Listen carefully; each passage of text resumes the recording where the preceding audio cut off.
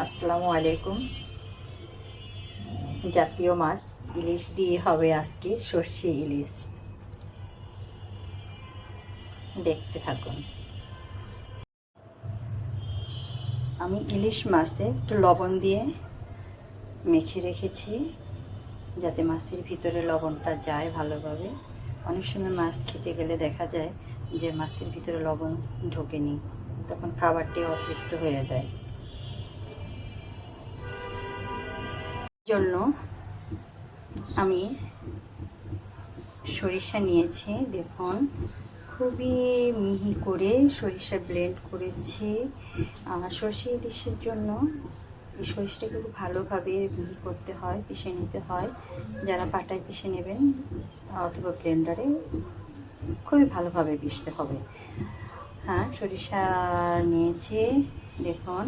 আর এখানে আমি নিয়েছি পেঁয়াজ। এই পেঁয়াজ কুচিটা খুব সরু করে কাটা হয়েছে, খুবই সরু। সাথে নিয়েছি আমি 1 পিস লেবু, নিয়েছি কাঁচামরিচ।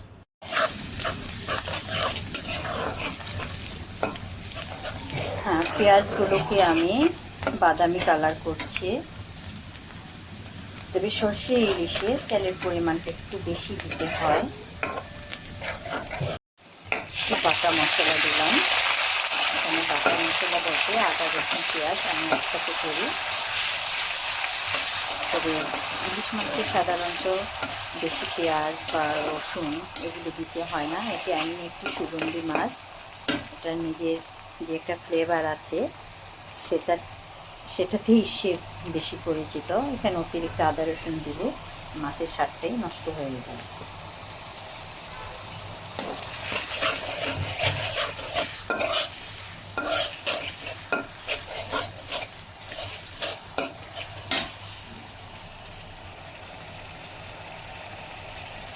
এবার আমি সামান্য পরিমাণ হলুদ পাতা দিলাম, হলুদ পাতিয়ে, এত বেশি দিতে হয় না।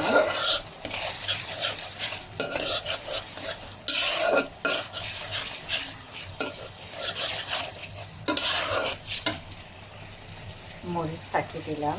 মরিচ পাখিটা আসলে যার যার স্বাদ মতো, এমনি বেশি ঝাল খেলে ঝাল দেবেন, যারা অল্প ঝালে অভ্যস্ত তারা অল্প ঝাল দেবেন।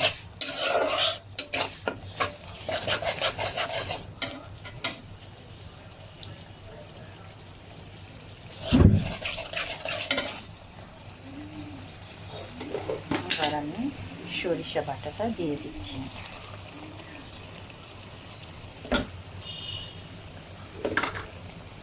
দেখুন কতটা মিহি হয়েছে।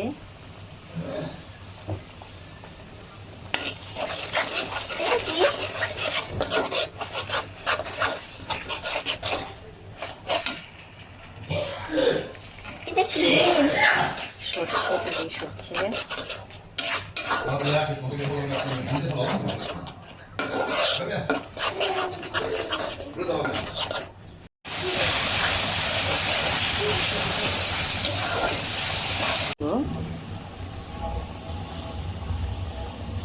দিয়ে দিচ্ছি।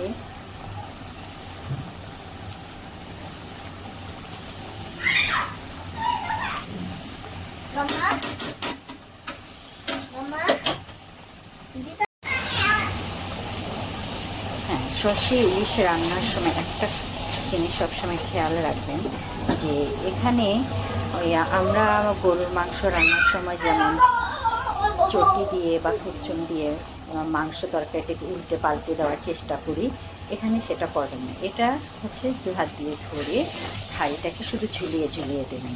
এতে মাছগুলো ভাঙবে না বা নষ্ট হবে না, মাছগুলো আস্তেই থাকবে।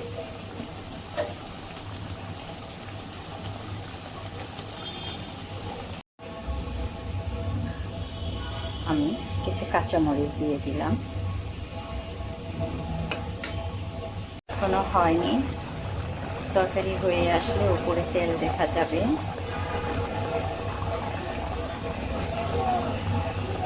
আমাদের আরেকটু অপেক্ষা কর।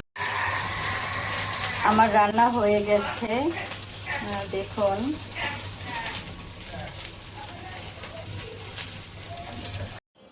আমার রান্না হয়ে গেছে,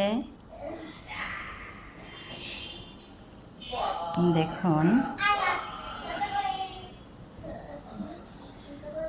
রান্নাটি যদি ভালো লাগে জানাবেন। অনেক অনেক ধন্যবাদ আপনাদের কষ্ট করে এতক্ষণ আমার ভিডিও দেখার জন্য। ভালো থাকবেন। আল্লাহ হাফিজ।